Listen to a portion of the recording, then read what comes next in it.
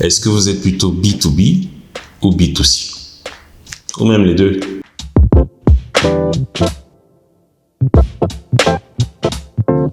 B2B ou business to business, c'est une configuration marketing dans laquelle une entreprise vend ses services ou ses produits à une autre entreprise. Le B2C, par contre, c'est la configuration dans laquelle une entreprise vend à une clientèle de particuliers. Il est important de savoir dans quelle catégorie vous vous retrouvez en tant qu'entrepreneur ou en tant qu'entreprise dans ces deux types. Vous vendez à qui? À des entreprises, à des particuliers ou alors aux deux. Ça définit vos objectifs, ça définit votre stratégie, ça définit votre déploiement, ça définit votre plan d'action. Parce que vendre à un particulier, vendre à des particuliers, c'est pas la même chose que vendre à des entreprises. Non. Déjà, la population d'entreprise est plus petite, mais elle est plus experte. La population du particulier est beaucoup plus large, mais elle est beaucoup moins experte aussi. Il y a une chose que vous devez retenir, c'est que plus la population est large, plus il est difficile de communiquer avec elle. Vu que le B2C, on vend à des particuliers, que les particuliers sont évidemment plus nombreux que les entreprises, beaucoup d'entre vous se diraient, bon, ça veut dire que la meilleure configuration du monde, c'est le B2C.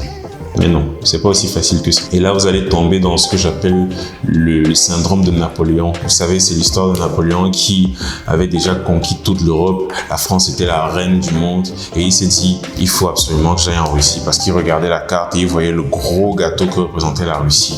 Et il s'est dit, non, j'ai besoin d'avoir tout ce territoire. Sauf qu'après, il s'est cassé les dents. Ne faites pas ça. Parce que si vous voulez développer une solution pour les élèves, par exemple, c'est beaucoup plus dur de dire que vous voulez attaquer tous les élèves du pays. Mais c'est plus raisonnable, plus réalisable de dire je veux d'abord développer une solution qui réponde aux problématiques des élèves du collège Liberman par exemple et ensuite d'itérer. Plus tard vous allez mettre ça dans votre plan stratégique que vous voulez attaquer le lycée Jos, après vous voulez attaquer, voilà, vous allez itérer au fur et à mesure. C'est beaucoup plus facile ainsi. L'avantage qu'a le business to business au moins c'est que la cible est experte, elle sait exactement ce qu'elle veut. Oui, dès qu'une entreprise naît, on connaît son niveau, on connaît son domaine d'activité, on sait à peu près quels sont ses objectifs. En tout cas, du moins, les dirigeants savent, puisque c'est à eux que vous allez vendre. La population est plus réduite, mais comme je disais tout à l'heure, la segmentation est un levier de croissance. Parce que déjà, même dans la population d'entreprise, il y a encore d'autres segments. Est-ce que vous vendez aux entreprises qui font dans l'agroalimentaire? Est-ce que vous vendez aux SaaS? Est-ce que vous vendez aux entreprises qui font dans l'immobilier? Est-ce que vous avez compris? À tous les niveaux, on peut créer une segmentation et ça renforce votre positionnement sur le marché. Donc, c'est important que vous sachiez qui vous êtes. C'est important que vous sachiez dans quelle configuration vous êtes. C'est important que vous sachiez quel est votre cible. Quel est votre cœur de métier? C'était la Minute Dev. Bonne année.